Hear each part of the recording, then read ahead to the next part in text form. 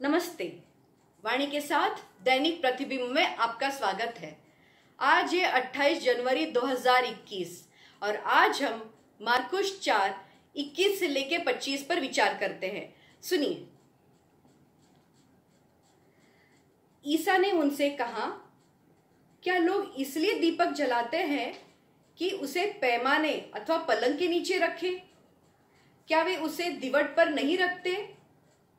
ऐसा कुछ भी छिपा हुआ नहीं है जो प्रकट नहीं किया जाएगा, और कुछ भी गुप्त नहीं है जो प्रकाश में नहीं लाया जाएगा। जिसके सुनने के कान हो वह सुन ले। ईसा ने उनसे कहा, ध्यान से मेरी बात सुनो। जिस नाप से तुम नापते हो उसी से तुम्हारे लिए नापा जाएगा, और सच पूछो तो तुम्हें उससे भी अधिक दिया जाएगा। क्योंकि जिसके पास कुछ है उसी को और दिया जाएगा, और जिसके पास कुछ नहीं है उससे वह भी ले लिया जाएगा जो उसके पास है। यह प्रभु की वाणी है। प्रसिद्ध लेखक H.G. वेल्स ने एक बार the country of the blind, अंधों का देश नामक एक कहानी लिखी थी। यह एक यात्री की कहानी है जो अकस्मात एक ऐसे लोगों के गांव में पहुंच जाता है जो पीढ़ियों से अंधे हैं। एक कहावत को याद करते हुए उसने कहा कि अंधों के देश में एक आंख वाला आदमी राजा है, और इसलिए लगा कि लोग उसे अपने नेता बनाएंगे, इस बात की सराहना करते हुए कि वह देख सकता है। इसके बजाय वे सोचते हैं कि वह उन चीजों के कारण पागल है जो वर्णन करता है, इसलिए उसके आंखों को निकालकर उसके पागलपन का इलाज करने के लिए सेट हो जाते हैं। यदि आप कभी सोचते हैं कि यहूदी यीशु को क्यों मारना चाहते थे, जो उसे लंबे समय से वादा किए गए मसीह के रूप में पहचानने के बजाय, तो यही कारण है। वर्षों से धार्मिक कंडीशनिंग के वजह से वे इतने अंधे हो गए थे कि वे सत्य को ही पहचान नहीं पाए जो वास्तव में उनके सामने ही खड़ा था। वे आध्यात्मिक अंधकार में थे और प्रकाश को नहीं देख सके।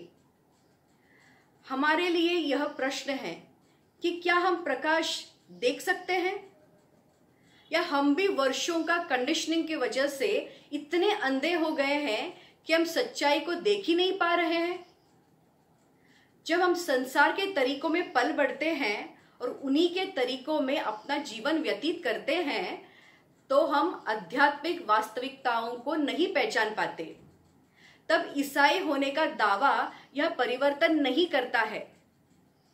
यदि आप फिल्म गांधी देखते हैं तो आप देखेंगे कि गांधी वास्तविक ईसाइयों से कई अधिक ईसाई थे। तो हमारे लिए बदलाव कैसे आएगा? यीशु का अनुसरण करने से। उसने कहा, संसार की ज्योति मैं हूं। जो मेरा अनुसरण करता है वह अंधकार में भटकता नहीं रहेगा, उसे जीवन की ज्योत प्राप्त होगी। जॉन 8:12 में देखें। यीशु का अनुसरण करने का मतलब है कि उसके नक्शे कदम पर चलना।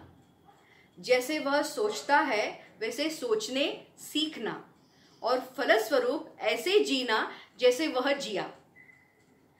आखिरी भोजन के समय अपने शिष्यों के पैर धोने के बाद उसने उनसे कहा, तुम मुझे गुरु और प्रभु कहते हो, और ठीक ही कहते हो, क्योंकि मैं वही हूं। इसलिए यदि मैं तुम्हारे प्रभु और गुरु ने तुम्हारे पैर धोए हैं तो तुम्हें भी एक दूसरे के पैर धोने होंगे। मैंने तुम्हें उदाहरण दिया है, जिससे जैसे मैंने तुम्हारे साथ किया वैसे ही तुम भी किया करो। जॉन 13:13-15 में देखें। आप जो सुनते हैं उस पर ध्यान दें, जो यीशु आज के सुसमाचार में कहता है।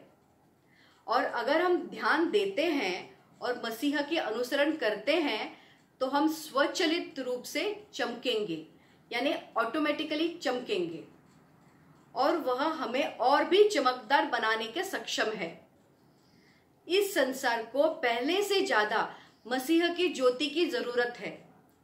यहाँ बहुत अंधेरा है, चर्च पर अपनी अंधेरी छाया डाली है, लेकिन अगर हम ईमानदारी से मसीह का अनुसरण करना शुरू करते हैं और उज्जवल चमकना शुरू करते हैं तो हम दुनिया को प्रकाशमय कर सकते हैं।